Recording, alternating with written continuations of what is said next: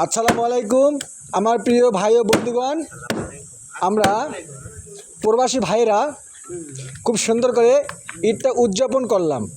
তারপরে আমার এই জুম্মন কসাই ভাই, ওই জুম্মন কসাই ভাই, ওটা লালু কসাই, ওটা সাদা কসাই, এটা কালো কসাই, সবাই মিলে মাংস কাটিতেছি এবং ঈদটাকে উদযাপন করিতেছি খুব সুন্দর করে।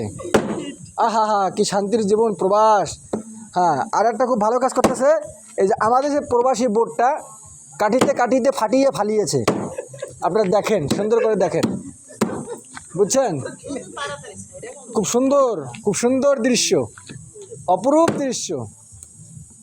যদিও আমরা প্রবাসে কাজ করি, কিন্তু আমাদের ভেতরে রয়েছে একটা অমায়িক আনন্দময় জীবন,